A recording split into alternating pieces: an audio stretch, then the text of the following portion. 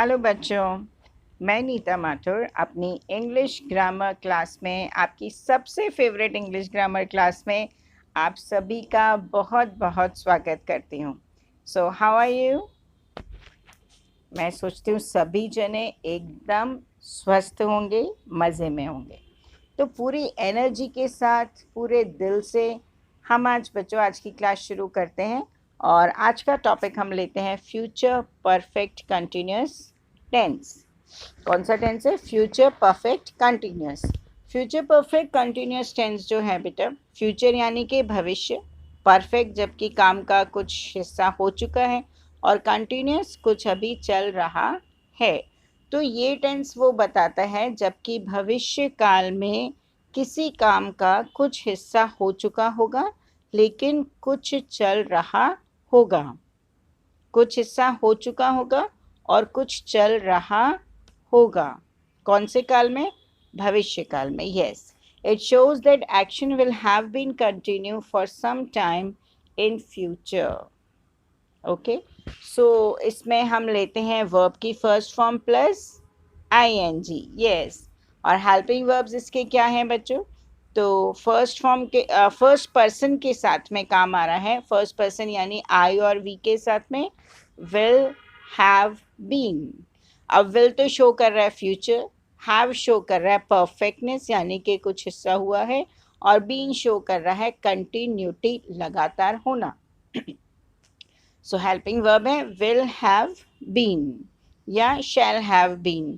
अब शैल have been, जैसा कि मैंने आपको पहले भी बताया, आई और वी के साथ लगता है या लगता था, हम कह सकते हैं।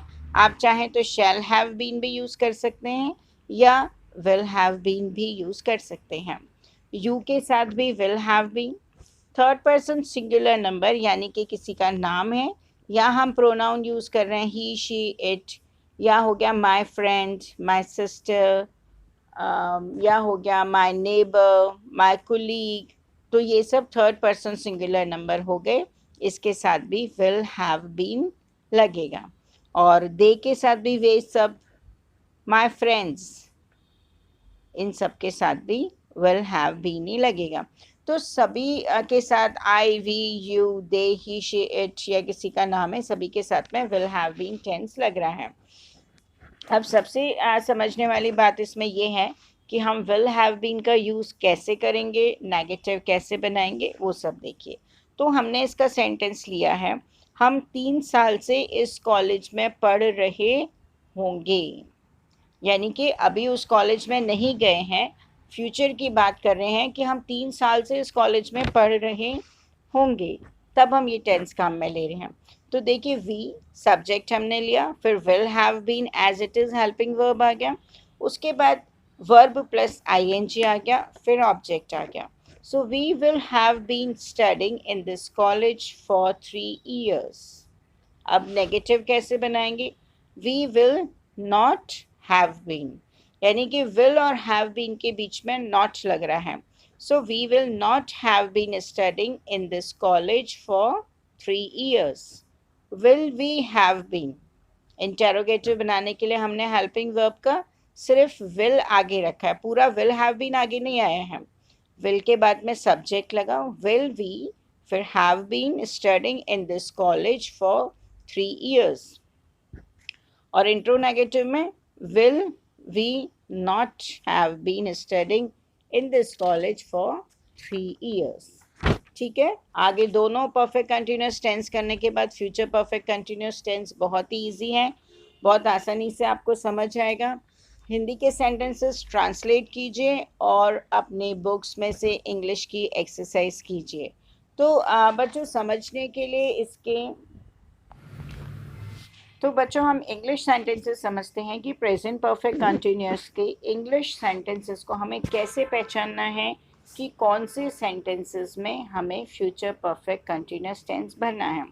तो फर्स्ट हम देखते हैं, पहले हम सेकेंड वाला सेंटेंस देखते हैं, बहुत इजी है। They dash wait for an hour. They will have been waiting for an hour, वो 1 घंटे से इंतज़ार कर रहे होंगे। Now first sentence, I dash work all weekend. So I will have been working all weekend. So I won't be energetic on Sunday.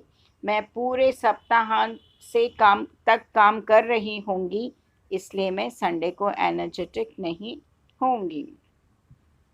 The children dash sleep, तो the children will have been sleeping in the living room when their new bedroom is ready, कि बच्चे living room में जब तक सोते रहेंगे जब तक कि उनका नया बेडरूम तैयार हो जाएगा। तो बच्चों, फ्यूचर में आप देख रहे हैं कि यहाँ पर सेंटेंस सिर्फ सिंपल सेंटेंस नहीं है, उसके साथ में दूसरा वर्ब यानी कि दूसरा कारण भी दिया गया है कि भविष्य में जब तक ये काम पूरा होगा तब तक ये काम चलता रहेगा। तो इसी तरीके से जो हमें समय का पता चलेगा कि काम कौन से समय तक हो रहा होगा। जैसे प्रेजेंट और पास्ट में तो हम सिंपल से बोल देते हैं कि मैं 2 घंटे से ये काम कर रहा था, या मैं 2 घंटे से ये काम कर रही थी, तो वो सिंपल सेंटेंस हो जाता है। वहाँ पर हमें दूसरे वर्ब की ज़रूरत नहीं पड़ती है, लेकिन फ्यूचर में हमें बताना पड़ेगा। जैसे हम नेक्स्ट सेंटेंस देखें, she dash play squash so she won't be dressed up, कि वो स्क्वैश खेल रही होगी। She will have been playing squash, वो स्क्वैश खेल रही होगी। So he won't be dressed up, इसीलिए वो तैयार नहीं हुई होगी। तो वो तैयार नहीं हुई होगी क्योंकि वो स्क्वैश खेल रही होगी। तो हमें एक दूसरा कारण मिलता है जिससे कि हम ये पहचानें कि फिलिंग द ब्लैंक्स में कौन सा टेंस आएगा। He dash play computer games for 10 hours when he finally stops. अब when he finally stops क्या बता रहा है? जब वो आखिर में बंद करेगा। तो इस सेंटेंस का मीनिंग क्या हो रहा है? He will have been playing computer games for 10 hours when he finally stops. कि जब वह पूर्णतया खेलना बंद करेगा तब तक उसे खेलते हुए 10 घंटे हो चुके होंगे। आया, क्लियर हुआ थोड़ा कुछ? नेक्स्ट सेंटेंस देखते हैं, bye the end of this month. आप देखो फ्यूचर एकदम क्लियरली शो हो रहा है ना।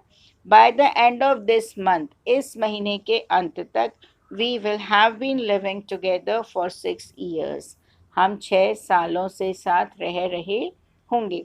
तो ऐसे कुछ कुछ वर्ड्स जो फ्यूचर को शो कर रहे हैं, जैसे इस सेंटेंस में आ गया bye the end of this month, ऊपर वाले में आ गया फाइनली स्टॉप्स, उसके ऊपर वाले में आ गया कि she won't be dressed up, उसके ऊपर वाले में आ गया कि जब तक उनका रूम बनकर तैयार हो जाता है। यहाँ पर आ गया उसके ऊपर वाले में फॉर एन आवर, और उसके ऊपर वाले में आ गया कि पूरे हफ्ते से काम कर रही होंगी। फिर संडे, तो संडे तो बाद में ही आएगा ना, इसलिए हमें ऐसे सेंटेंसेस को समझना पड़ेगा कि कौन सा वर्ब हमें इसमें भरना है।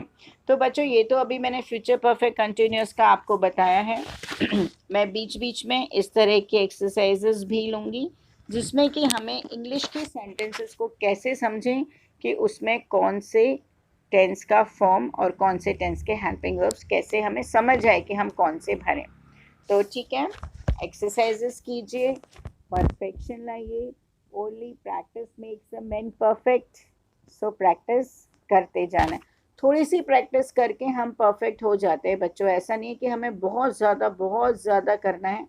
थोड़ी प्रैक्टिस करेंगे तो आपको समझ में आएगा। तो आज का टॉपिक हमारा यहीं ओवर होता है। बाय बाय, जय हिंद।